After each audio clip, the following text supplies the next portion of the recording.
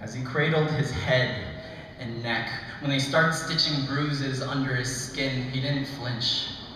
Even when he was on the ground and they're trying to kick him back into the earth, he didn't shed a single tear. Instead, he said a prayer, asked that when they strike his chest, they'll beat that part of himself they call fag out of his heart and back into the soil where he was born.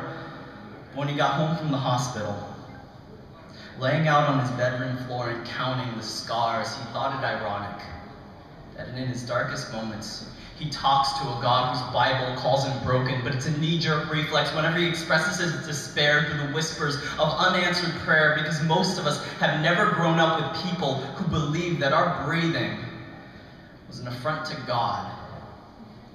So when they called him an abomination, cast him out for having this kind of spark, he kept it in the glass jar he holds in his heart like he was hiding fireflies inside his chest, but it was burning them alive, swallowing all the lies like cigarette ashes on an empty stomach, and nothing's changed. At every point in his life, someone's molded their hatred into a knife and carved the words, "You're not welcome here," in the spaces between his skin. They want to silence him like a skeleton in the closet. He could never keep his bones quiet, since all they know is how to tremble, and he shakes whenever he's being condemned by men who say they know God and who have fooled themselves into believing it too, but when they're breathing in hatred, like the laws passed by those pitiful politicians who have never had to hide their heartbeats from their own father's angry fist, I want them to look him in the eyes and tell him this. When his bruises fade and his body heals, tell him that there is a point to any of it. And when it happens again and their bloodshed hands keep screaming, "You don't love the right way," tell him that he was wrong all along, and when he's being burned alive by all the lies he's been forced to live, tell him that heaven has no place for him since God hates mistakes.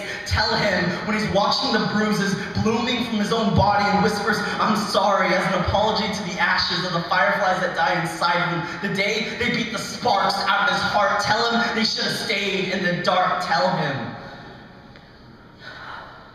when all that's left of his bones is dust, tell him that this was his fault.